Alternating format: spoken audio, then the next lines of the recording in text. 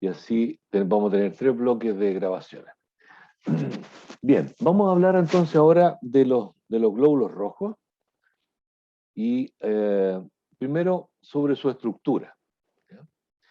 Por ahí a propósito de hematopoiesis, a propósito del hemograma, fuimos hablando de los glóbulos rojos, pero ahora lo vamos a sistematizar un poco más. Y ahí ustedes pueden ver en la figura que tiene un diámetro de alrededor de, puede decir, promedio 7.5 micras, aproximadamente. ¿Ya? Y ahí ustedes pueden ver el glóbulo rojo en dos de sus formas. ¿Ya?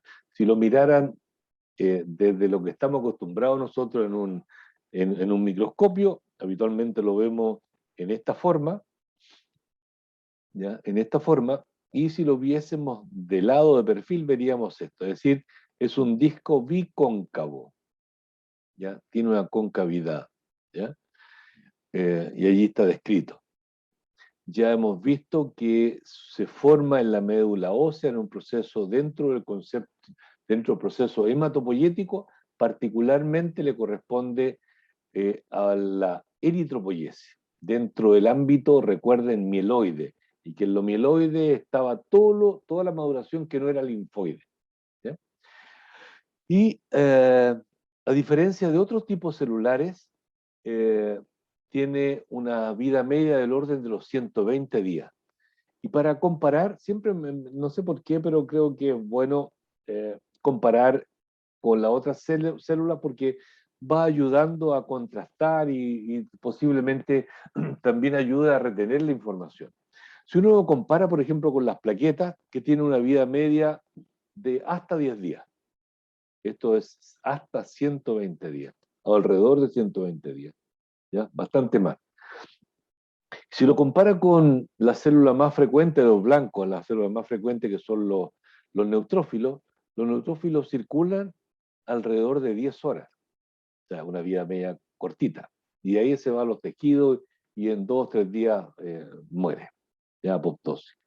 Entonces son magnitudes de tiempo distintos en circulación, como también son magnitudes distintas las cantidades. Ya algo por ahí les dije, ¿verdad? Que estos son millones, las plaquetas son cientos de miles y los leucocitos son miles. O sea, esas magnitudes macro, recuérdenlas, les va a ayudar a entender también la fisiopatología en su momento. Ahí ustedes pueden ver en un esquema estas figuras de este tipo son de un libro que se llama Fisiología de la Sangre o algo así, que lo escribió el doctor Mesana y el doctor Pereira de la PUC.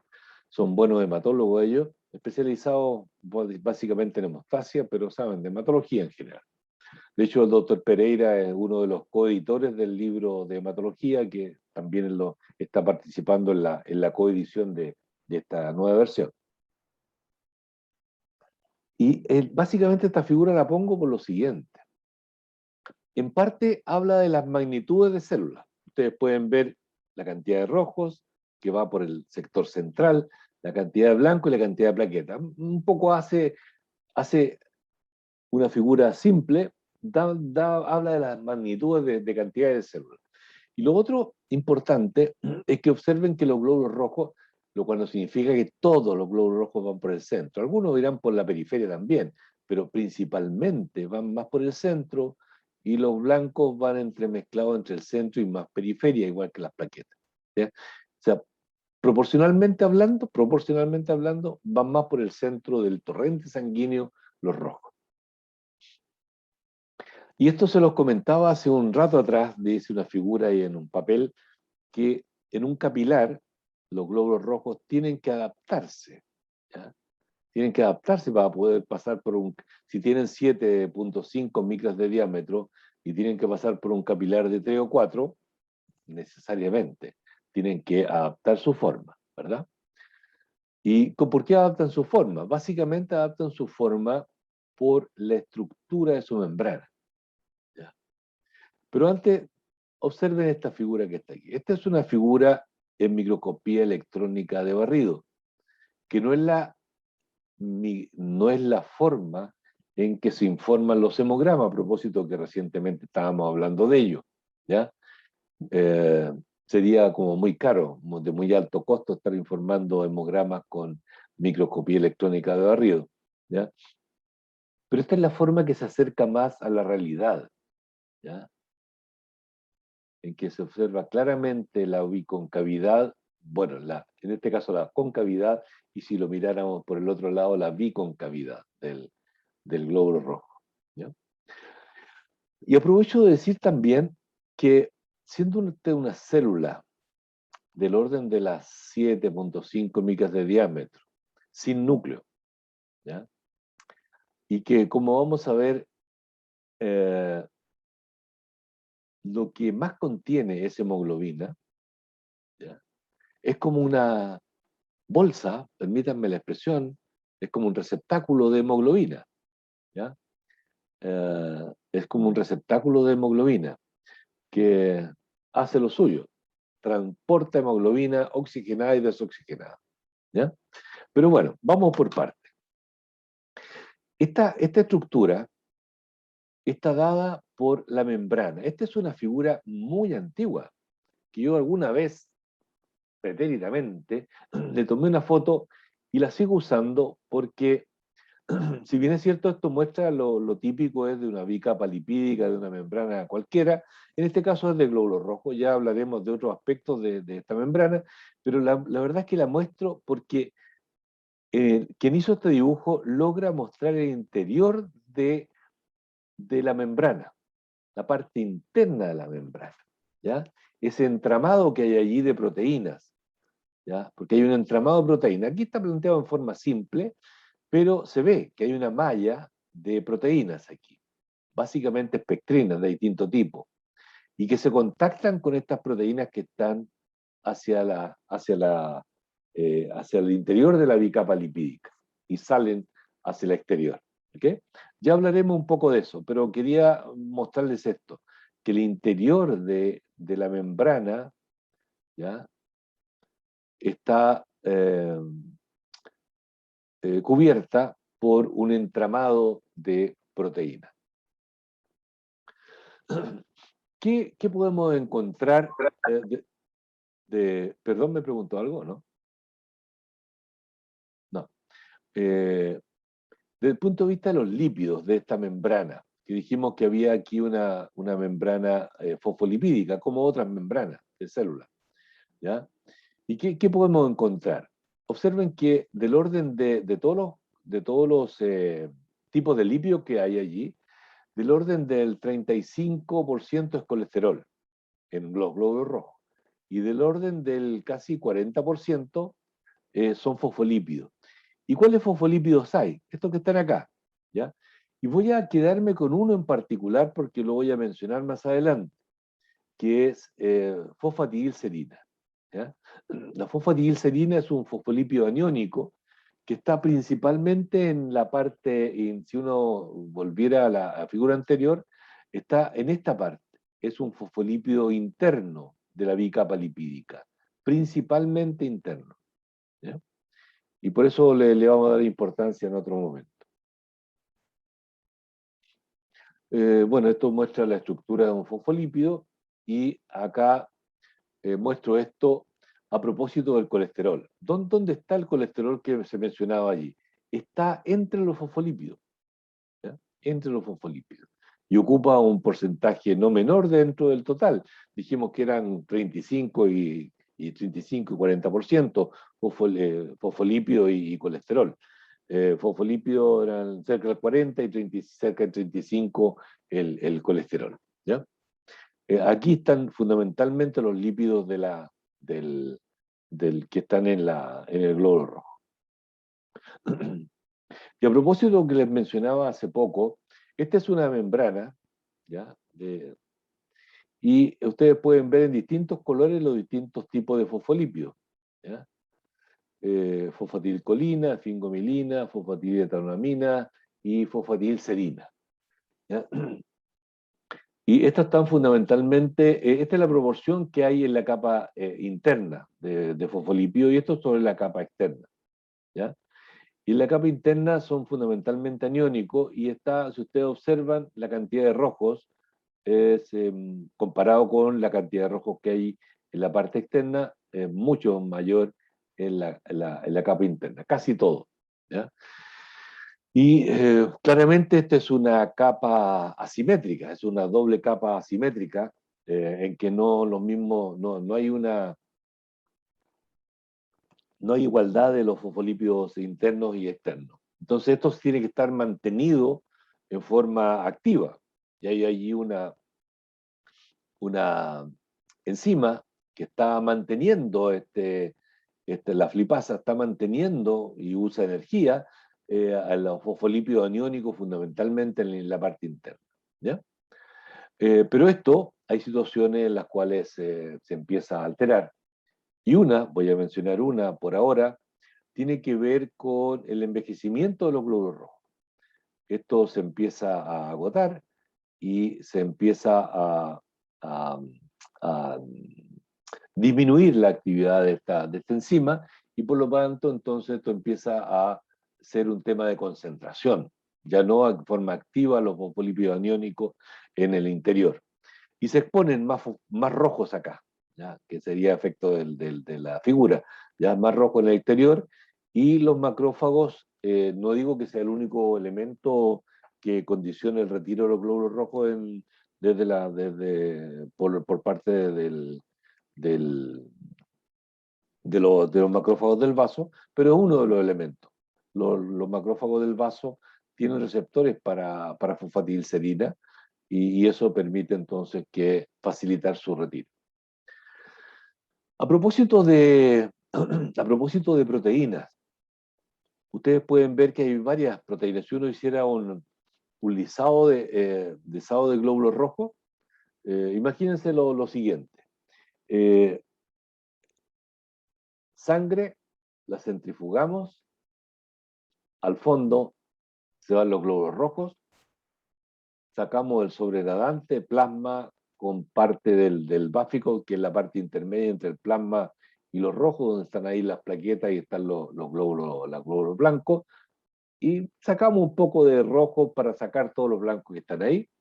Luego hacemos varios lavados con suero fisiológico para eliminar todo lo que sea de blanco y quedarnos con solamente rojo. Luego, para causar una lisis, hay forma pero la más barata sería agregar agua destilada y los glóbulos rojos se van a alisar, ¿ya? Centrifugamos a altas revoluciones y las membranas van a quedar abajo y la hemoglobina en la superior, y sacamos lo superior, nos vamos a quedar con la membrana de los glóbulos rojos. Si luego hacemos una ruptura de esas membranas, nos vamos a ir quedando con las proteínas, ¿ya?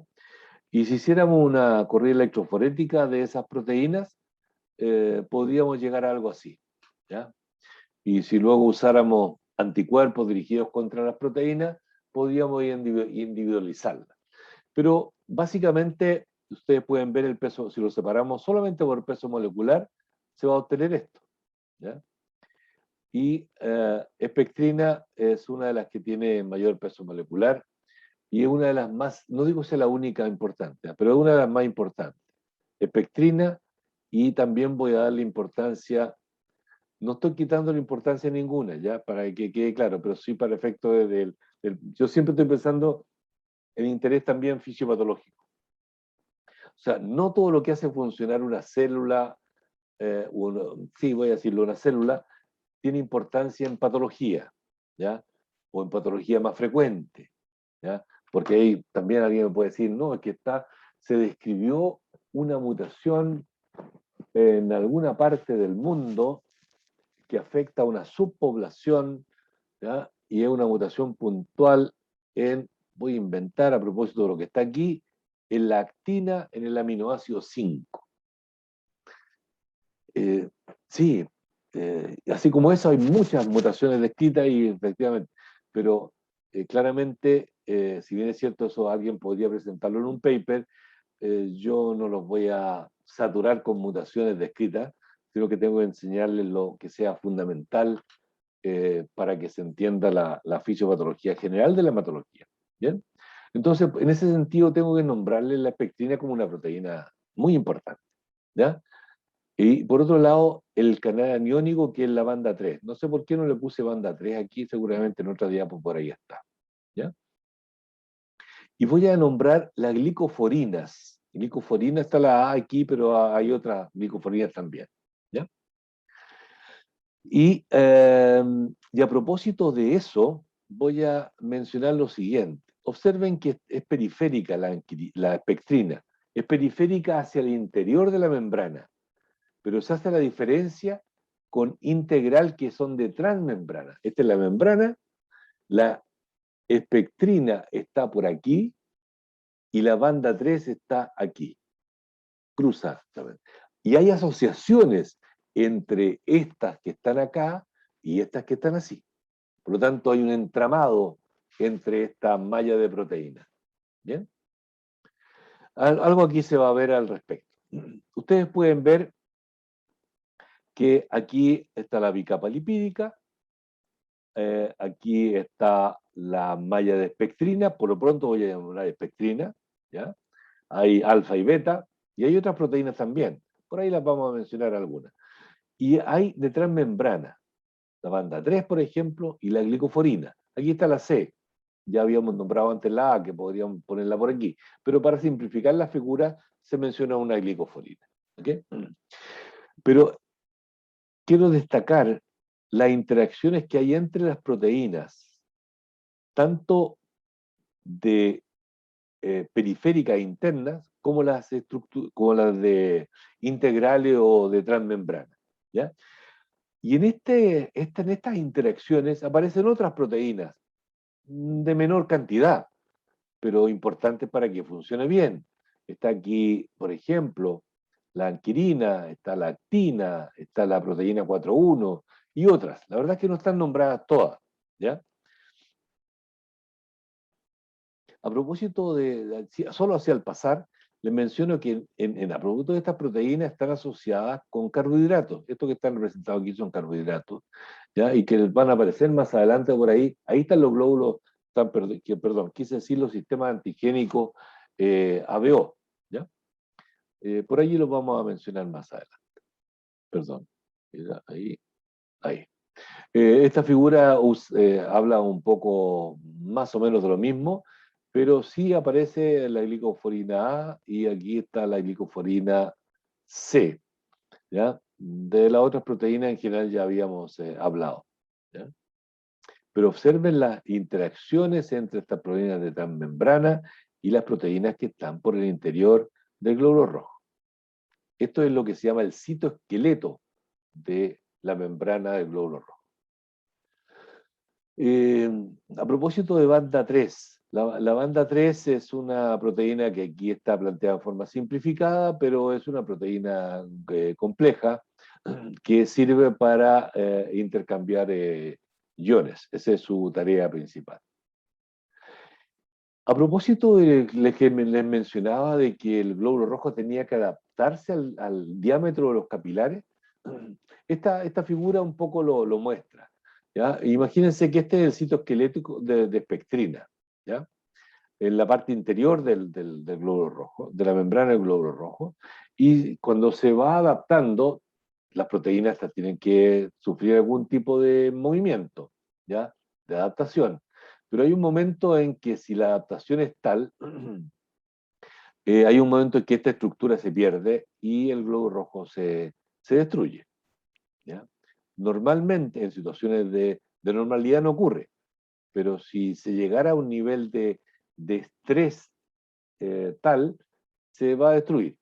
Que sería un poco el caso de que les mencioné a ustedes cuando tenía que pasar a través de un trombo en un capilar. El glóbulo rojo no puede adaptarse al nivel extremo de adaptarse, voy a inventar, al nivel del 0.5 micra para poder adaptarse y pasar a través de ellos. No, se va a romper el glóbulo rojo.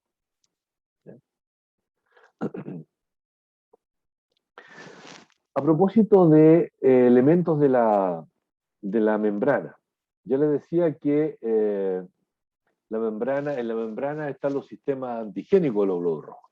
De hecho, seguramente cada uno de ustedes sabe el sistema sanguíneo o grupo sanguíneo que tiene y el RH, ¿ya?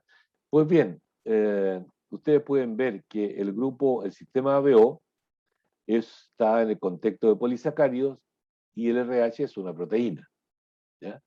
Que son los dos sistemas antigénicos más importantes a propósito de los glóbulos rojos. Porque debo decirle que las plaquetas también tienen sistemas antigénicos propios de las plaquetas, voy a decir tan importantes como los glóbulos rojos, pero voy a decir menos difundidos, ¿ya? Porque también proporcionalmente hablando son menos las plaquetas que los glóbulos rojos. ¿Bien?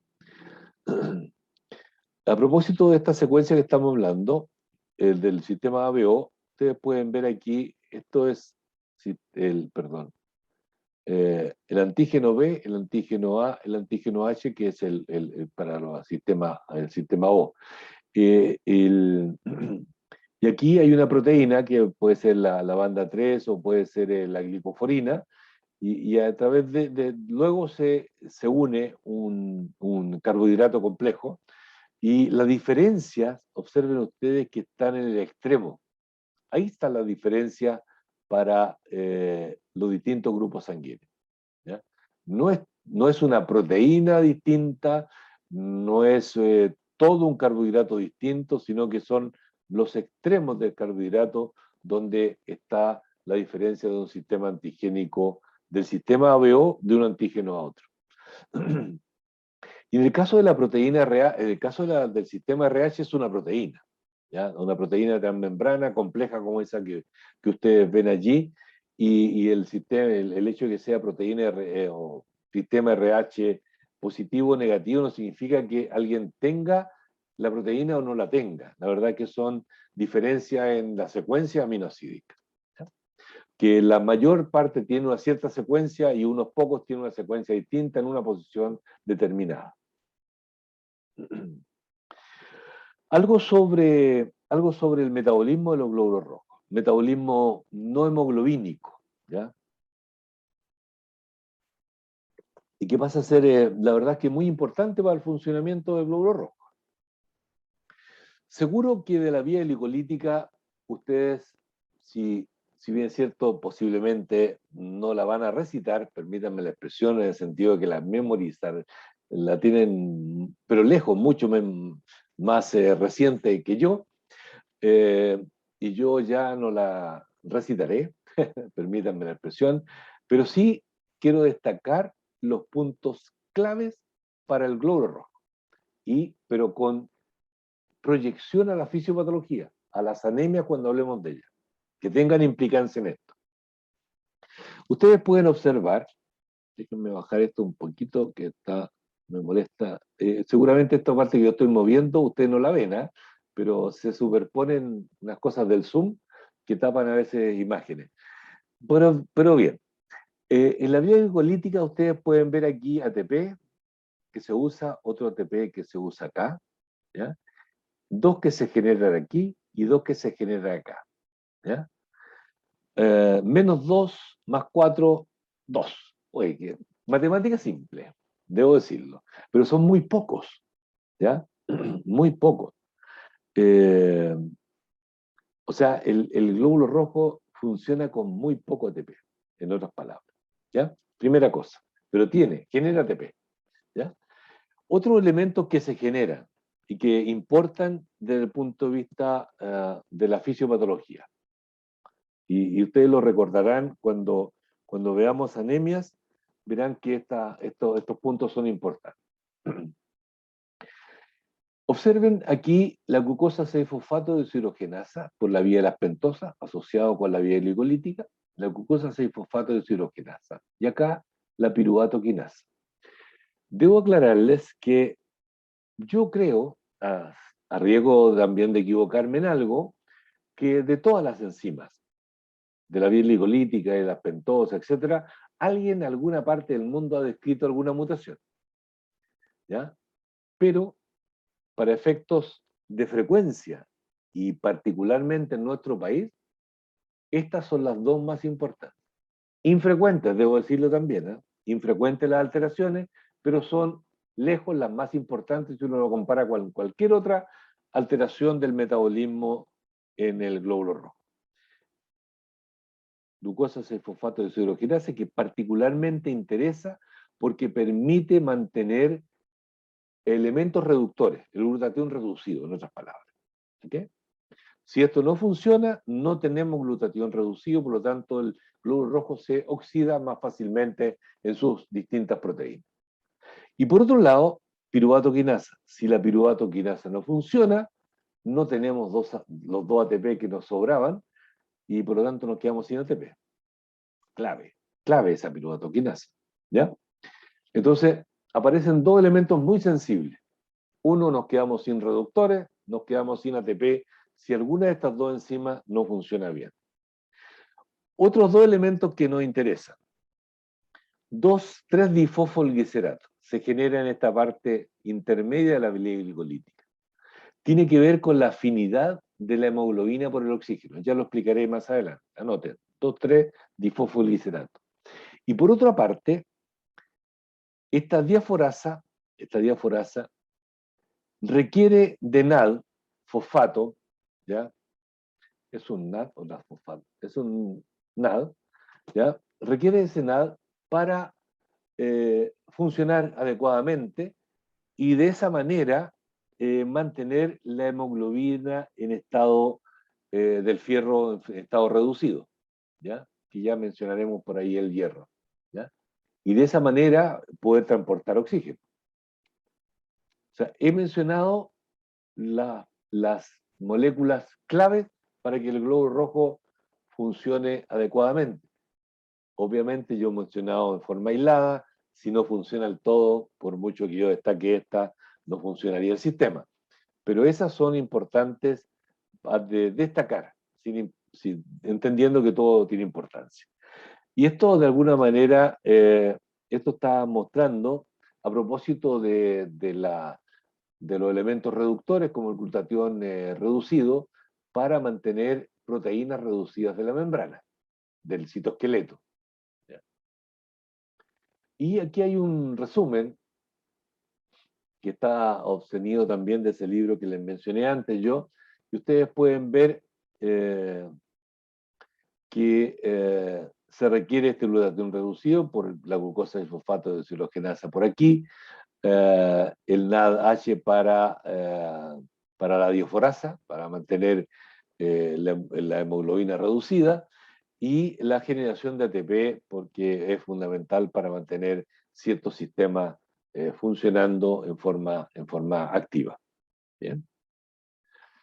Hay varios canales que permiten movilizar ciertos iones, como potasio, como el intercambio sodio-potasio, el de aniones como cloro y bicarbonato, entre otros. Algo sobre la hemoglobina, que ya hemos dicho, la hemoglobina es lo que ocupa buena parte del glóbulo rojo, aparte del agua. ¿Ya? Es lo que podríamos decir en términos muy generales, es lo que justifica la existencia del glóbulo rojo. ¿Ya? Distintos organismos utilizan el oxígeno de distinta manera, ¿ya? Pero en organismos superiores lo hacen a través de la hemoglobina y nosotros nos consideramos dentro de ese grupo. ¿Ya? Algo sobre la estructura, y les voy a comentar que es muy importante. Yo siempre hago ciertos énfasis. Hay un énfasis que todavía lo anuncié hace un rato y lo voy a anunciar de nuevo, y seguramente cuando tenga que hablar de ello, les voy a hacer énfasis de nuevo. La clasificación fisiopatológica y de laboratorio de las anemias es muy importante. Otro énfasis es la estructura de la hemoglobina. Tienen que conocer la estructura de la hemoglobina sin tener un documento. Es como cuando seguramente yo le hice alguna clase de inmunología a ustedes, es cuando yo le digo, sí, hay 400 y seguramente un poco más, CD, pero no pueden no conocer alrededor de 10, ¿ya? CD20, CD10, CD19, CD4, CD8, tal vez uno suma 10, ¿ya? por decir algo. O sea, eso no lo puede andar buscando en Internet. No, eso lo tiene que saber. ¿Ya? Como en algún momento, y lo voy a decir ahora, pero en algún momento cuando sea técnicamente hablando corresponda, voy a decir el nivel de corte de hemoglobina de un adulto hombre o mujer. 2 en mujer, 3 en hombre. De ahí para abajo de anemia. Distintos grados, pero de ahí para abajo de anemia. Pero eso no lo puede andar buscando en Internet. Alguien que estudia hematología, ¿ok? Y en el caso de hemoglobina, nunca, porque yo no lo sé ni me preocuparé de hacer eso es para Internet, o por un libro, la secuencia aminosídica de las cadenas de las globinas. No, no, no. Pero, ¿cuántas globinas hay? ¿Qué pasa con cada globina en su estructura general? ¿Cómo se relacionan entre ellas? Lo macro. Eso no puede no estar. ¿Ya? Bien, eso es lo que vamos a ver ahora. Estructura de la hemoglobina. Algo hemos dicho. Mira, el 95% del peso neto de los glóbulos rojos es hemoglobina. O sea, es fundamentalmente hemoglobina y agua. ¿Ya? Datos claves. Es una proteína conjugada. ¿Conjugada con qué? Está en una estructura cuaternaria. ¿Por qué cuaternaria? No digo por qué llegó a ser cuaternaria, no, eso no es más bien de la evolución, pero ¿qué significa que sea cuaternaria? ¿Ya? Ustedes saben, por cierto, lo de la estructura primaria, secundaria, terciaria y cuaternaria. Son 4, digamos en este caso es 4, proteínas. Son 2 y 2. ¿Ya? Y en adultos son 2 alfa y 2 beta, pero hay otras combinaciones, pero en adultos 2 alfa y 2 beta. ¿Y por qué, como dijimos aquí, conjugada? Está conjugada, esta es una globina aquí, esta es una, esta es otra, y allá atrás se ve otra. ¿Ya? Pero cada una de ellas con un grupo M, está conjugada con un grupo M. ¿Ok? Cada una de ellas. Esta es la estructura de la hemoglobina. Entonces, esto no hay que buscarlo en Internet, esto lo tienen que saber ustedes. ¿Ya? Nunca preguntaré por algo de la secuencia aminosídica, nunca. ¿Ya? Pero esto sí, esto lo puedo preguntar y deberían saberlo. Lo otro importante, tampoco es para saberlo exactamente, pero sí sepan que aquí ustedes pueden ver las 4 globinas, alfa 1, alfa 2, beta 1, beta 2. Son exactamente iguales las beta y exactamente iguales las alfa. Pero estas 4 cadenas, y voy a mostrar la figura anterior porque es más real, cómo interaccionan, ¿ya? Cómo interaccionan entre ellas. Hay enlaces no peptídicos, no covalentes entre ellas, ¿ya? Y además son distintas las magnitudes de las interacciones. Ustedes pueden ver aquí que entre alfa 1 y beta 2, beta 1 y alfa 2, hay una cierta cantidad de interacciones, que es menor a la que se da en este sentido, ¿ya? Que de alguna manera la figura lo trata de representar, ¿ya? Hay interacciones aquí entre 19 aminoácidos y acá hay interacciones entre 34 aminoácidos, pero enlaces no covalentes. Otro detalle importante a propósito, aquí hay una sola globina. Una de esas 4 globinas es esta, ¿ya? Y está con sus distintos segmentos, ¿ya? En estructura terciaria, ¿ya? Y aquí está el grupo M, que está representado aquí en este recuadro, ¿ya? Recuerden que son 4 núcleos de porfirina, y esta es una protoporfirina que está interaccionando con un hierro. Y este hierro, creo que hay una diapositiva más adelante que habla de esto, tiene 6 enlaces de coordinación. A los nitrógenos de estos anillos, y uno de los otros va a la globina y otro queda libre para el oxígeno. Ocupado o no ocupado, pero hay uno que de esos 6 enlaces que queda para, la, para el oxígeno. Aquí está, lo que yo recién les estaba comentando, ¿ya? Este es el grupo M. Ahí están los 4 anillos los nitrógenos, los 4 enlaces a los nitrógenos, uno a la histidina de una de las globinas, esta está representándose en forma simple la globina acá, y el otro para posibilidad de interaccionar con el oxígeno, dependiendo si está oxigenada o desoxigenada la hemoglobina, que podemos deducir que si tiene cada globina tiene un grupo M, y son 4 globinas, podemos unir 4 oxígenos, cada hemoglobina. ¿Ya? Algo de eso hay más aquí, mira, justamente está acá. ¿Ya? La interacción de estos 4 oxígenos que se pueden unir a una hemoglobina no son los 4 a la vez. Y es por eso que tiene esta forma sigmoidea la saturación de la hemoglobina. ¿Ya? No se unen todos a la vez. ¿Ya? Pero a medida que se van uniendo, el proceso va siendo más rápido en esta etapa. ¿Ya? Entonces, la hemoglobina con oxígeno, ¿sí? Después el otro oxígeno, después el otro oxígeno, después el otro oxígeno. O sea, no son todos, los 4 oxígenos de una hemoglobina, porque tiene 4 globinas y cada globina tiene un grupo M, no son todos uniones a la vez. ¿Dónde se codifica, la hemoglobina, las proteínas, de esta estructura compleja? Por una parte tenemos el grupo N y por otra parte tenemos las proteínas, las globinas. ¿Ya? Entonces, los genes para la globina. Ya antes hemos dicho, ¿verdad?, que 2 alfa, 2 beta, porque son 4 globinas, en la hemoglobina del adulto. El 97% por lo menos. ¿Ya? Y la verdad es que puede ser 98% más cercano a mi juicio. ¿Ya? Y un porcentaje también en adulto del orden del 2 a 2,5% de hemoglobina A2. ¿Ya? Y menos del 1% en el adulto, menos del 1% es hemoglobina fetal. Pero si lo vamos al recién nacido, el 80% al menos es hemoglobina fetal. ¿Ya? Esta hemoglobina fetal tiene mucha más afinidad por el oxígeno que la hemoglobina del adulto. O sea, en otras palabras, estamos diciendo que el feto compite, si no hay oxígeno, el feto va a ser el que va a tener más oxígeno.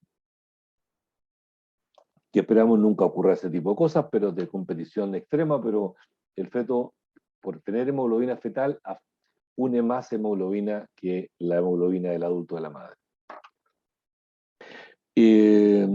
Existen otras hemoglobinas que son de menos utilidad desde el punto de vista hematológico. ¿Son fundamentales durante el desarrollo del feto? Sí, no hay duda. Pero clínicamente tiene menos importancia. Aquí lo que ustedes ven son el cromosoma 16 y el cromosoma 11, y ven las hemoglobinas que acabamos de mencionar, hemoglobina A o A1, hemoglobina A2 y hemoglobina fetal. ¿Ya? Y ven estas otras hemoglobinas que son más bien embrionarias, que yo lo dije desde el punto de vista del desarrollo del feto son muy importantes, por cierto, pero desde el punto de vista clínico nos interesan estas. ¿Ya? Y me voy a remitir a esta. Y voy a hacer énfasis en algunos elementos. Observen ustedes que algunos genes para hemoglobinas A, para las cadenas alfa, las cadenas... no sé si parece que no hice énfasis aquí. Denme un segundo. No hice énfasis acá. Lo voy a decir aquí primero. Es que refiriéndose al tipo de cadena. La hemoglobina A, ya eso sí creo que lo dije, 2 alfa, 2 beta. Pero no dije que la hemoglobina A2 tiene 2 alfa y 2 delta. Observen que se mantiene la alfa. Observen ese detalle. Y la hemoglobina fetal, 2 alfa, 2 gamma. Esto es lo que le otorga la mayor afinidad por el oxígeno. Pero la globina alfa, ¿ya?, se mantiene. O sea, esta globina, viene desde nivel fetal. ¿Ya? Nivel fetal. ¿Ya? Esta es solo fetal, pero esta, la síntesis, la expresión génica y la síntesis de la cadena alfa globínica se mantiene desde fetal hasta el adulto, ¿ya? Y cambia radicalmente con el nacimiento, deja de expresarse, de sintetizarse la cadena gamma y se empieza a expresar la beta. Esto empieza durante los últimos meses de embarazo a hacer un cambio, pero cambia dramáticamente al término del embarazo. ¿Ya? Dicho eso, ¿ya? Dicho eso, observen que aquí están en el cromosoma 16, existen eh, dos genes para cadenas alfa, ¿ya? Y esto va a tener importancia en su momento cuando hablemos de anemia, de las hemoglobinopatías, de las talasemias, pero por ahora no voy a insistir en eso, pero sí sepan que los genes están por aquí, ¿ok? Y observen entonces que los genes alfa, a propósito de lo que recién mencionábamos, y voy a dejar estas de lado, si bien es cierto llega acá también, pero quedemos aquí, en hemoglobina fetal, hemoglobina A2 y hemoglobina A1, que es la del adulto, se le llama A o A1. Bien, en cambio, la globina, los genes para globina beta, ¿ya? Están acá, y los genes para globina delta están acá, ¿ya? Por lo tanto, este gen, y por lo tanto esta proteína, esta globina es muy, muy importante, ¿ya? Muy importante. O sea, si hay una falla aquí, el problema parte a nivel fetal. Si hay una falla en beta, el problema se expresa solamente después del nacimiento. Esta gráfica es muy importante, o sea, muy gráfica, voy a decirlo, porque ustedes pueden observar que lo que recién mencionábamos, que los genes y por lo tanto proteínas respectivas de globina, esto es el nacimiento acá, esta línea vertical que está aquí, desde el nivel fetal, ustedes pueden ver que se sintetiza hasta el adulto, hasta la muerte, la cadena alfa. La que le acompaña durante la edad fetal es la cadena gamma para formar la hemoglobina fetal y empieza a disminuir significativamente hacia el término del embarazo y los primeros meses. En cambio, la globina beta empieza a aumentar hacia el término del embarazo y aumenta significativamente en los primeros meses para formar la hemoglobina del adulto o hemoglobina A o A1. Muy en cantidades de trazas, ¿ya? Está la globina delta, que forma la hemoglobina, junto con la alfa, forma la hemoglobina A2. ¿Cómo se sintetiza la hemoglobina? Porque tenemos, recuerden, M por aquí, proteínas por acá, globinas por acá. Aquí tenemos el cuadro un poquito más completo, ¿ya? Sin entrar en ningún detalle, ¿ya? Y vemos que a nivel de ribosomas, eh, y esto parte, no, aquí no se muestra núcleo, ¿ya? Pero claramente esto está ocurriendo en un nitroblasto, es decir, en una célula nucleada.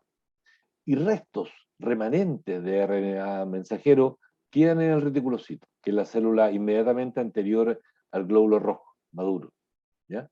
Pero ocurre fundamentalmente en el eritroblasto de tipo policromático y ortocromático. Ahí es donde se sintetiza la mayor cantidad de hemoglobina. Y no está representado el núcleo, pero créanme que esto está asociado al núcleo preferentemente, ¿ya? Y entonces, a nivel, por cierto, la información nuclear, la información, quise decir, nuclear con el ADN y los genes están allí. Y el RNA mensajero hace lo suyo en los ribosomas, sintetizando para efectos de una hemoglobina A o A del adulto, las dos alfa, dos beta. Y se forma la hemoglobina A1 o A. ¿Ya? Y por otro lado, a nivel de la mitocondria, intra y extramitocondrial, se sintetiza el grupo M. Hay una diapositiva más adelante que nos va a ayudar. ¿Ya? Pero este grupo M está formado por dos elementos importantes. La protoporfirina 9 y el hierro. Hierro que llega al eritroblasto a través de un transportador, etcétera, que ya hablaremos del metabolismo del hierro en otro momento, pero requiere hierro. Si no hay hierro, no hay adecuada formación de hemoglobina. Y es por eso que en algún momento cuando hablábamos de glóbulos rojos microcíticos, hipocromos, los típicos glóbulos rojos microcíticos, hipocromos, perdón, no siendo los únicos, son los asociados a deficiencia de hierro. En orden de frecuencia en nuestro país, eso es mucho más frecuente que una talasemia, que también son hipocromos, ¿ya? Por lo tanto, si esto no está, y aunque toda esta maquinaria funcione bien, no vamos a tener glóbulos rojos normales. Por lo tanto, alteraciones que pueden haber. Falta de hierro, una alteración. Funciona mal el sistema. Alguna mutación en un gen de alguna de las globinas, funciona mal el sistema. Poco frecuente. En orden de frecuencia, esto es mucho más frecuente, aunque ahora menos. Hubo un periodo en que teníamos una población muy deficiente en hierro. Nosotros hace 20, 30 años atrás, ya en el país, y eso dio lugar a la suplementación de hierro en el pan, en la harina en la leche que se entrega a los niños, etc. ¿Ya? Y la suplementación con hierro y ácido fólico, vitamina B12, también para complementar la parte nutricional desde el punto de vista hematológico a las embarazadas, por ejemplo. Ya, entonces, esto es fundamental. Si no está alteración en la hematopoiesis, si no está adecuadamente la síntesis de alguna de las globinas, alteración también en la formación de glóbulos rojos. Y si no se forma bien este grupo M, que también existe esa patología, que son las anemias sideroblásticas, también está alterado se forma la anemia. Hay anemias si esto no llega bien, hay anemias si esto no llega bien, y hay anemias si esto no llega bien. Distintas patologías, distintas fisiopatologías, distintos tratamientos, distintos diagnósticos, etc. ¿Ya? Y que los vamos a ir viendo en su momento. A propósito de esto, ¿ya? A propósito de esto, tal vez esta figura debe haber sido posterior a la que sigue, pero bueno, ya está hecho. Muestra un poco en detalle cómo se forma el grupo M. Aquí estamos mostrando esto. Este recuadro que está aquí es el que se muestra acá. Esta es la mitocondria en el contexto de una célula, en este caso el contexto de un eritroblasto, por ejemplo, ¿ya? Y se muestran las distintas etapas para la formación finalmente de la protoporfirina 9. Y observen que comienza en el interior del proceso, comienza en el interior de la mitocondria, está en el citoplasma extramitocondrial, y luego la molécula termina formándose la protoporfirina por cierto, cada uno de estos patos hay encima, ¿ya? Termina formándose entonces la protoporfirina 9. Y aquí se debe incorporar a esta protoporfirina 9. Sin hierro se debe incorporar la molécula de hierro. Y aquí interviene una enzima que es la ferroquelatasa, ¿ya? O M-sintetasa también. Para llegar a un final feliz, que se forme el hierro, el grupo M, y se incorpore junto a cada una de las globinas que van a formar parte de la hemoglobina. Cada una de las 4 globinas. Muy simple, algo que ustedes conocen, por cierto, la función de la hemoglobina, y ya lo hemos estado diciendo, ¿verdad? Que no es otra, y no por eso menos importante, ¿no? No, porque no es otra, no.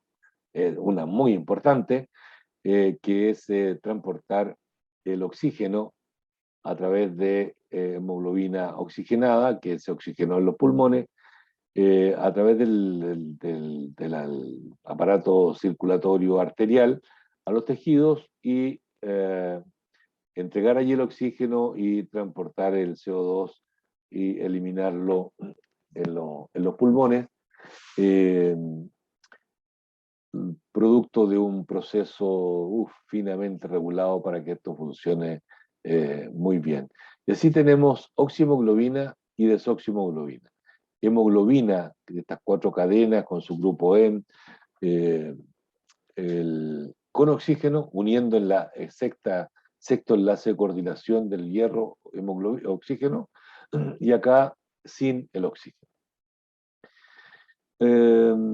Lo que se muestra aquí es, se muestra la curva de saturación de la hemoglobina con oxígeno y se compara con otra proteína familiar, voy a decirlo desde el punto de vista estructural, y ustedes pueden ver que la mioglobina tiene una afinidad por el oxígeno mucho mayor que a menor presión de oxígeno, satura rápidamente la molécula, ¿ya?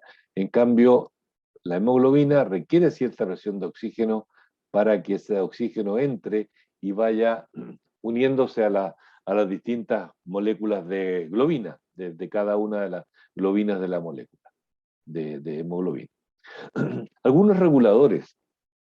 Yo les mencioné el 2,3-DPG que surgía por ahí en la mitad de la vía glicolítica, ¿ya?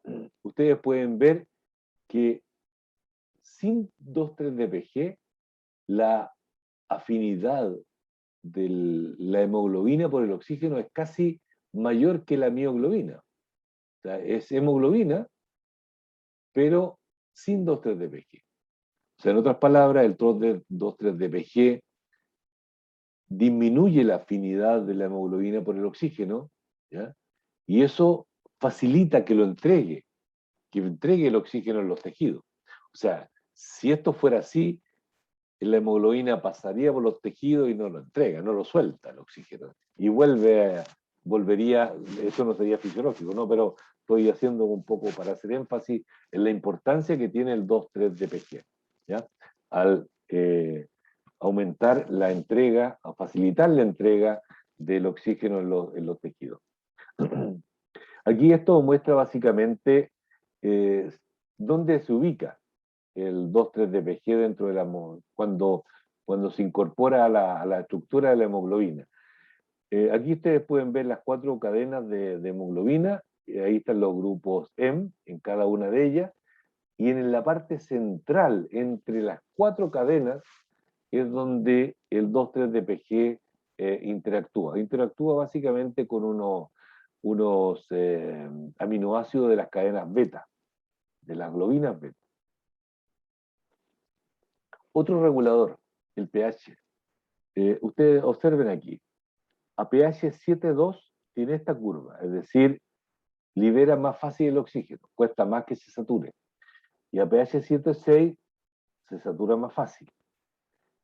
En los tejidos el pH es un poco más bajo, dentro también de lo fisiológico, por cierto, ¿ya? Y eso facilita entonces la entrega al igual que lo hace el 2,3-DPG y el pH levemente inferior, facilita la entrega del oxígeno por parte de la hemoglobina en los tejidos. Quiero con esto, observen la estructura, esto es una parte de la hemoglobina, por cierto, de una globina, y se muestra aquí, si uno pudiese poner una línea aquí de la protoporfirina, y verían en azul la globina desoxigenada. Y ustedes llévenlo a 4 globinas desoxigenadas, y imaginen aquí el nivel de la protoporfirina, o sea, un plano de la protoporfirina, y el fierro allí. Cuando ese fierro se oxigena, existe un cambio conformacional. De alguna manera el oxígeno, permítanme decirlo, tracciona a la cadena de globina en una cierta parte, lo cual implica un cambio estructural en la hemoglobina si está oxigenada o no está oxigenada. Básicamente eso estoy indicando, ¿ok? El oxígeno provoca un movimiento dentro de la estructura. Mira, estaba la línea ahí, no me acordaba. ¿Qué muestra esto? Muestra la hemoglobina A versus la hemoglobina fetal. Ya algo había dicho, ¿verdad? Que la hemoglobina fetal comparada con la hemoglobina, en este caso materna, que es hemoglobina A o A1, la hemoglobina fetal que tiene estas gamas y la hemoglobina materna que tiene beta, porque es hemoglobina del adulto, y las alfa están en ambos, si ustedes recuerdan, pero claramente la fetal tiene mayor afinidad por el, por el oxígeno. El, los glóbulos rojos, los glóbulos rojos tienen, dijimos, una vida media de aproximadamente 120 días. Por lo tanto, como a toda célula, o a casi toda célula, dicen que las neuronas duran más. Por suerte, porque no se replican. Eh, no me meto ahí porque sé poco de eso. Eh, decía que los globos rojos tienen una vida media de 120 y van a ser destruidos, pero básicamente en situación de normalidad son retirados por los macrófagos del vaso a nivel esplénico. ¿Okay?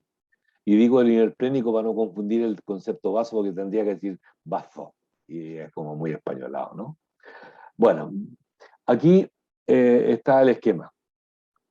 Ustedes pueden ver glóbulos rojos circulando. Si este globo rojo tiene alrededor de 120 días, va a ser retirado por el sistema fagocítico nuclear del esplénico y va a ser reutilizado casi totalmente. Observen, recuerden las partes, globinas, 4 globinas, cada hemoglobina, por cierto el globo rojo tiene muchas hemoglobinas, pero mira interesante, ¿cuántas hemoglobinas tiene cada globo rojo? Googleenlo por ahí, después me cuentan, ¿ya? Nunca, de repente me surgió esa inquietud de cuántas hemoglobinas tendrá cada globo rojo. Aprox. Bueno, pero cada hemoglobina tiene 4 globinas. Entonces, cada de estas globinas son degradadas y forman parte del pool de aminoácidos. Se reutilizan. ¿Aló? Por otro lado, ¿me habló alguien o no? Sí, profe, que se me apretó el espacio, lo siento. ¿Perdón? Es que se me apretó una tecla para activar el micrófono, lo siento. Ya, no, está bien, no te preocupes. Por otro lado, está el hierro. Y ese hierro se reutiliza. Es uno de los elementos que es uno de los átomos hacia aislados que no se pierden muy poco. Cuando hablemos de metabolismo del hierro lo van a ver. Por lo tanto, este hierro lo toma de nuevo un transportador y lo reutiliza. ¿Qué parte se pierde? ¿Ya? Se pierde la protoporfirina 9 que unía y formaba parte del grupo M. Y ese, luego de un proceso, es transformado en bilirrubina. Y esa es eliminada por las vías habituales de biliares.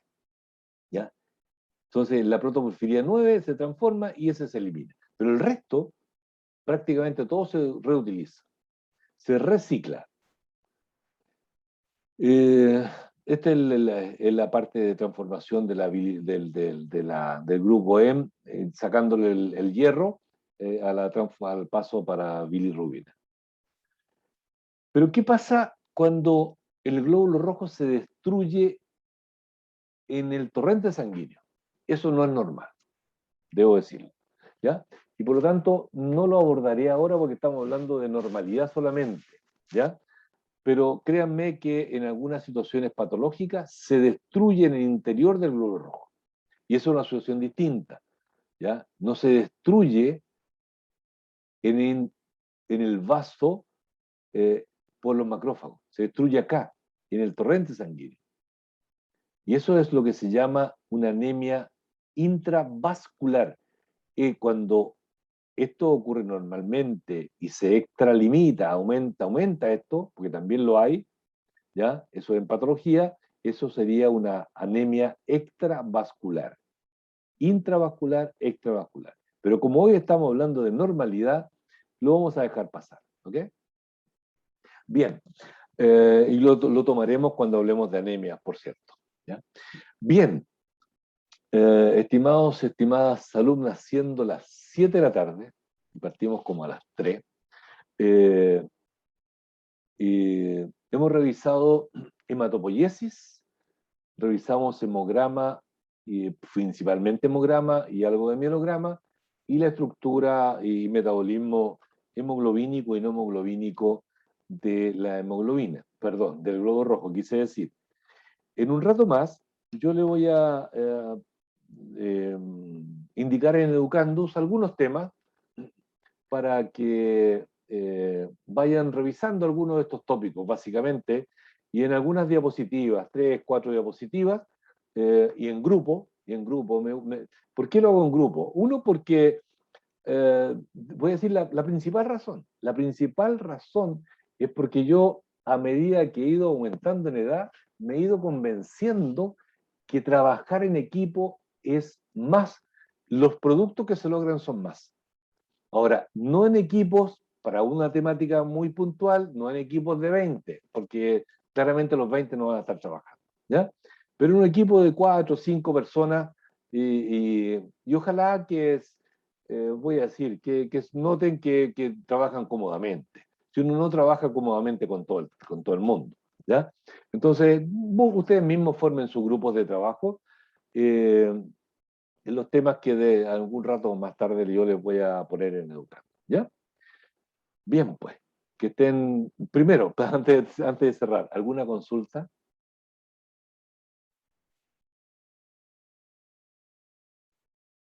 No, profe, gracias. Bueno, que tengan un resto de buena tarde, no queda mucho de tarde, ya si miro para afuera está casi oscuro, pero bueno, ha sido muy grato estar con ustedes un rato. Nos vemos, que estén muy bien. Igual, profe, muchas gracias. Hasta luego. Chao, profe, que esté bien. Profesor, que esté muy bien. Chao, chao, que estén muy bien. Chao, profe, que esté bien. Chao, Chao, gracias. profe, muchas gracias, que esté muy bien. Cuídese. Gracias, que estén muy bien ustedes.